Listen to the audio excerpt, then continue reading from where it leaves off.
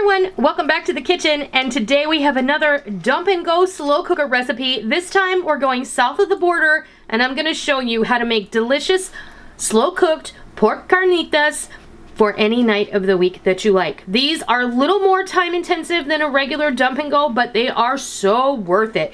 And you can make a whole lot at one time and have several meals for the next week or so. I can't wait to show you how these all come together.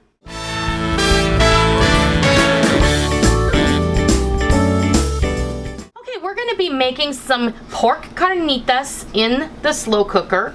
And before we get started, I just want to make it very clear for those of you who will leave me a comment saying, that is not how you make carnitas. That is not traditional pork carnitas, or you're making them all wrong. I know. I'm making these as a dump and go recipe so that it's easy and accessible for everyone who wants to try it, and we're gonna just do the best that we can. The way that I'm making them is delicious. They come out wonderfully, and it doesn't make it incorrect. It just makes it different from how you might do it. If you have a different way of doing it, then I encourage everyone who watches YouTube to go ahead and pick up your phone or your camera and document how you make it and put it up on your channel, because your kids might really appreciate that someday in the future if you're not there anymore, or if they were never around when you made them and they long for something that mom made or that dad made. So I really do encourage each and every one of you to pick up your camera and document your family recipes, because I trust me, someone in the future is going to love you for it.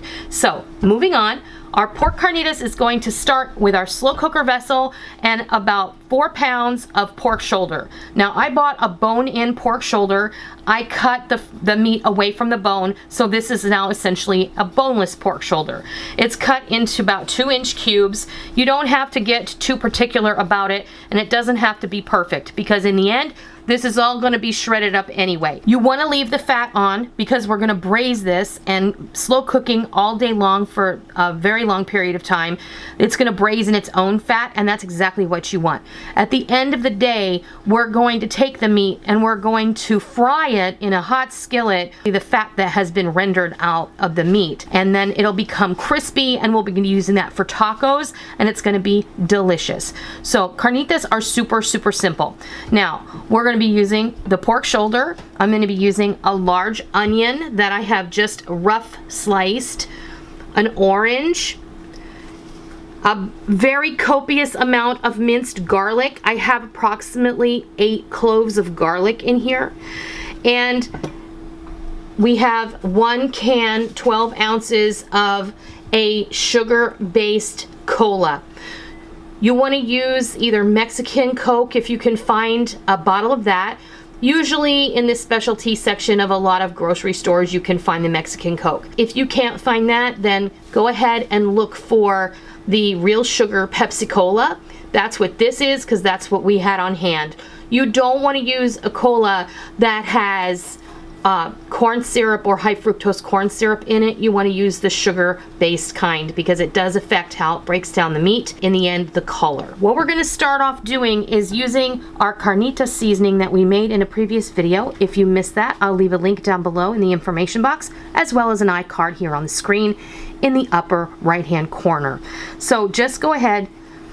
I have about 1/4 cup or so of this seasoning blend, and I'm just going to sprinkle that over the meat, and I'm going to get in here with my gloved hand, and I'm going to just toss that meat in there so it gets distributed really well. Remember, you're not going to be eating the liquid or consuming the liquid that comes out of here. It's really okay if it's super highly seasoned, because you want that to permeate the meat. It's as simple as just tossing all of the other ingredients into the vessel. The best part here is just put a latex glove or a glove on your hand and really get in there and combine all of these ingredients. It smells fabulous already, I'm not gonna lie. And I'm gonna take these oranges and I'm just gonna squeeze them.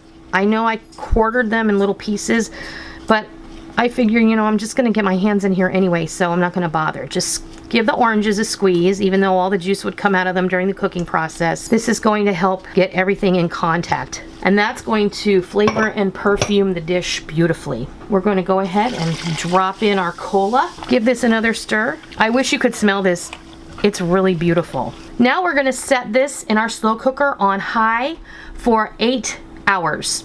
You can put it on low, but you're gonna wanna cook this for 10 to 12 hours on low. You want this meat to be super soft and you want it to break apart really easily. When this is ready and the meat is tender, I will bring you back, because in the last couple of videos, people have said, you only show us the finished product, you haven't shown it in the crock pot after it's done. So I'm gonna go ahead and take a note from you guys, and I'm gonna show you what it looks like before it's ready to serve. So I'll be back when it's time to show you what it looks like when it's finished. While we wait, I want to take a moment to say thank you for watching and being a part of our community. And please consider hitting that thumbs up button if you like what you see. And if you're new to my kitchen, welcome. Please hit that subscribe button. And as always, if you're a tried and true member of the Noreen's Kitchen family, be sure and hit the bell notification button, because we don't want you to miss out on all the real food for real people, real easy recipes that we present all the time right here on our YouTube channel and straight from our kitchen. All right, our carnitas have been cooking away on high, and it's been approximately 7 hours. Now I want you to see how they've sort of browned up, because they've kind of cooked in their own rendered fat, and it's rendered quite a bit, because you know the pork shoulder is full of nice connective tissue and fat. You can't get around that, but that's what you want for carnitas. But look at how easily it's pulling apart. It's absolutely gorgeous.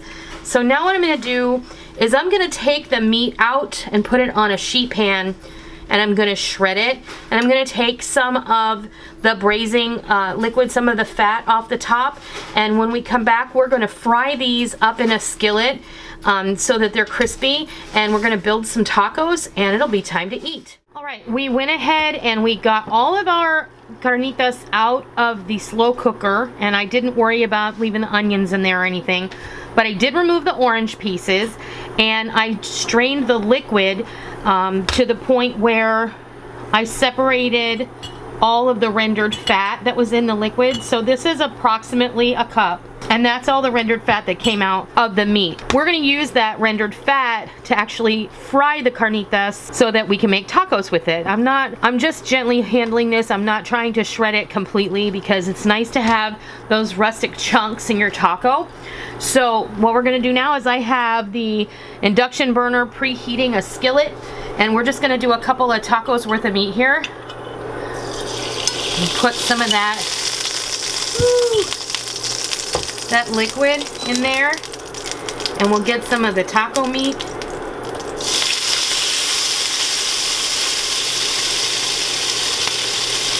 And the beautiful part about carnitas is that it gets nice and crispy. So you just want to let this do its business for a couple of minutes until it starts to brown, and then you can move it around a little and let it get brown on the other side. So we're gonna come back when this is all ready to go. All right, we have crispified our carnitas, and we're ready to move on to build some tacos. So I'll be back in just a minute, and we'll do that. We'll enjoy them. I can't wait to share these with you. All right, our tacos are ready to build. I found these really cute. I know it's important for the tortillas to be cute, but these are street taco size tortillas, and I have never seen this size tortilla before, and I was so excited to find them. These are corn. They also have them in flour. Let me show you. These are Mission brand, and I got mine at Walmart. So if you guys want to look for these, there's 24 in a pack of the corn, 12 in a pack of the flour. The flour ones are little, they're like gordita style. They're thicker, or Cesario style. I love a thicker flour tortilla. It's absolutely wonderful. So that's up to you. I just wanted to share that with you. So, you know, you guys, you can build your taco however you want to build your taco. I'm going to I'm gonna put a little pickled onion on all 3 of these, and I'll get some of these chilies too.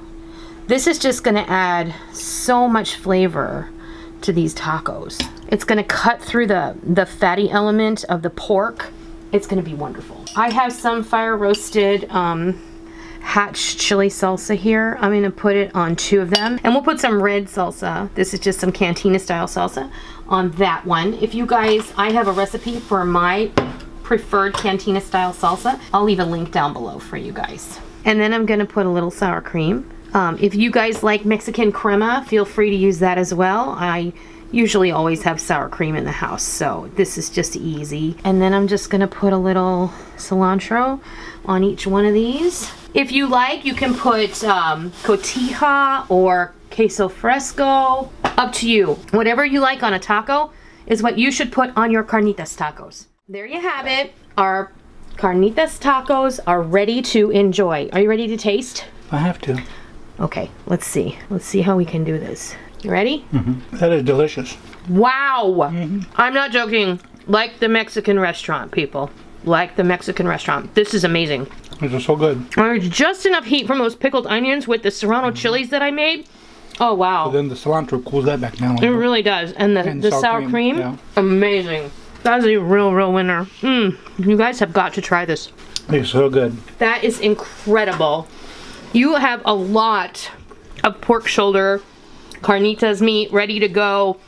You only use a little bit on a taco. Everybody's gonna eat 2 or 3, depending. It's gonna make a lot of really delicious meals for you. The beauty part is you cooked a lot of meat all at one time, and now you're ready to go. Once it's cooked and cooled off, but not fried, you can freeze it in portions in your freezer for up to 3 months in an airtight container or double bagged in Ziploc freezer bags. That way it's ready to go whenever you're ready to go. It will last up to a week in an airtight container in your refrigerator. So if you want to use it tonight for tacos, and then let's say Friday or whatever, a few days later, and make chimichangas or burritos or taquitos with it, or stick it in your nachos or something like that, it'll be ready to go. It'll be fine. I really hope that you give this a try because it's super satisfying. It was super easy and it has real authentic flavor. I hope you try it and I hope you love it. And until next time, I'll see ya.